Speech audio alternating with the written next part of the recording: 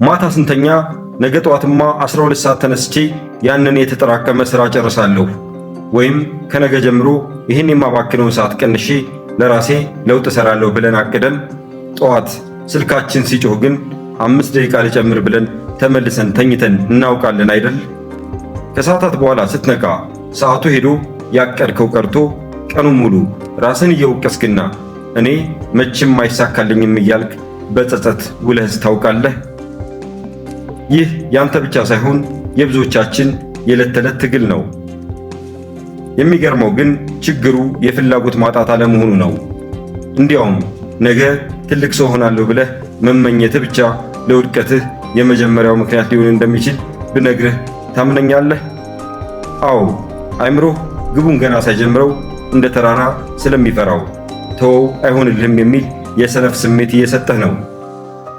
ለምሳሌ ዛሬ አንድ ጠቃሚ ሥራ ለመስራት አቅደህ ሳይሳካልህ ቢቀር ምን ታደርጋለህ?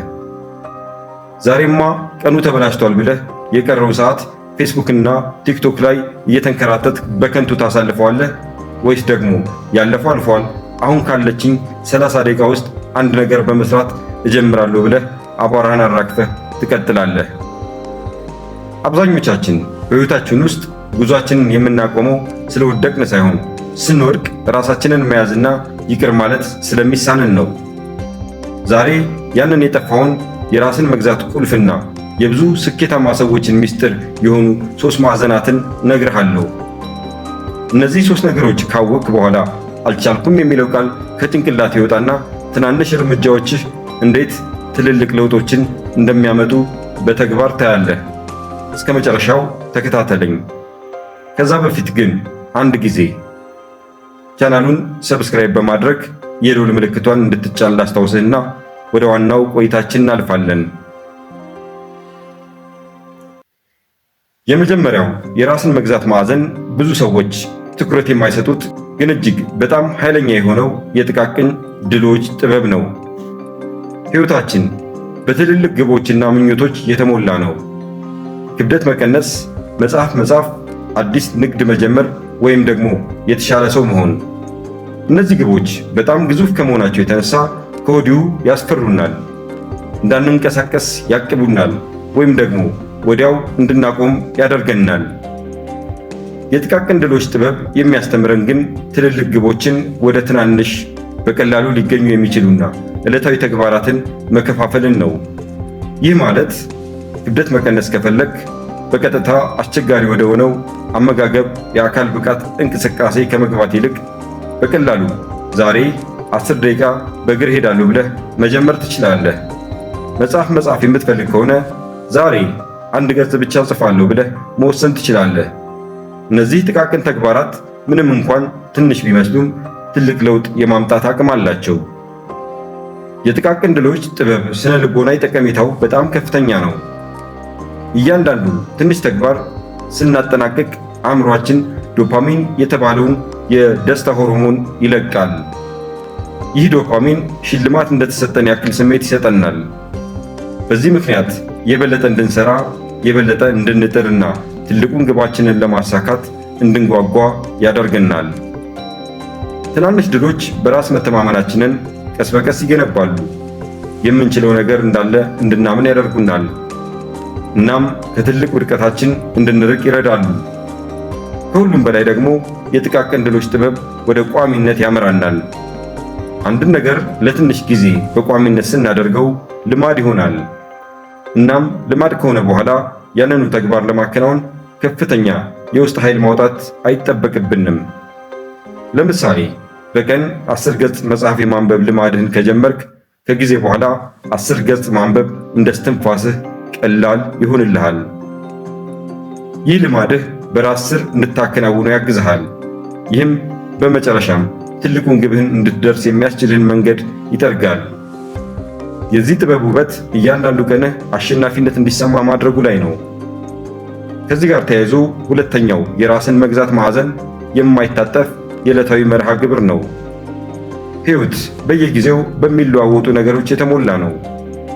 ያልታሰበ ሥራ ብቅ ይላል፣ የጓደኛ ጥሪ ይደርስብናል፣ ወይም ደግሞ ዝም ብለን የምንዝናናበትን ጊዜ እናገኛለን።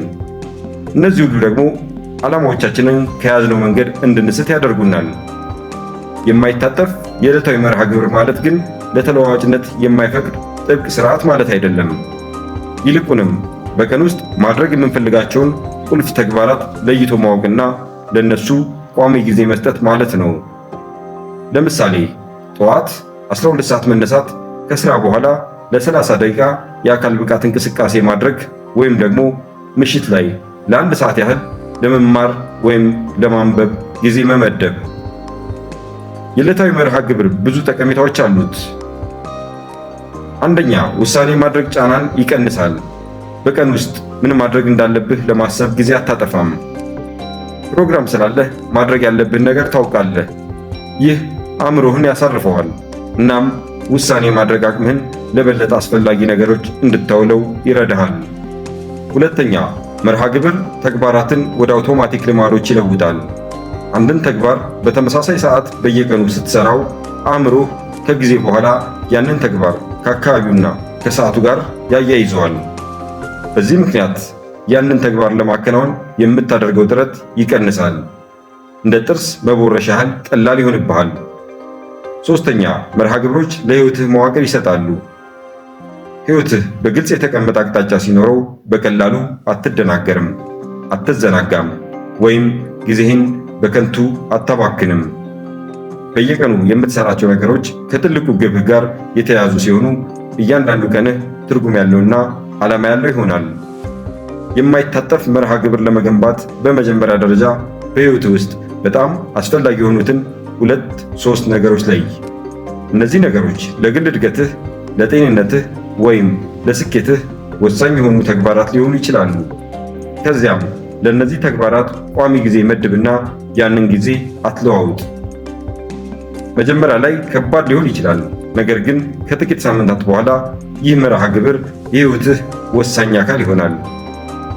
የመጨረሻውና ከሁሉም በላይ አስፈላጊ የሆነው ብዙ ሰዎች ግን በቀላሉ የሚረሱት የራስን መግዛት ማዕዘን ደግሞ የራስ ምህረትና ማገገም ነው። ራስን መግዛት ማለት ፍጹም መሆን ማለት አይደለም። ሰው ነን፣ እናም ስህተት እንሰራለን። አንዳንድ ጊዜ የምንይዘውን መርሃ ግብር እንዘላለን፣ የጀመርነውን ነገር አናጠናቀቅም፣ ወይም ደግሞ ከያዝነው መንገድ እንስታለን።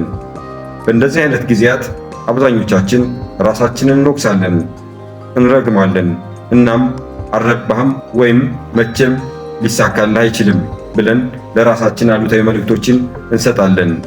ይህ ግን በጣም ስህተት ነው። የራስ ምህረት ማለት ስህተት ስንሰራ ወይም ስንወድቅ ለራሳችን ርኅራኄ ማሳየት ማለት ነው።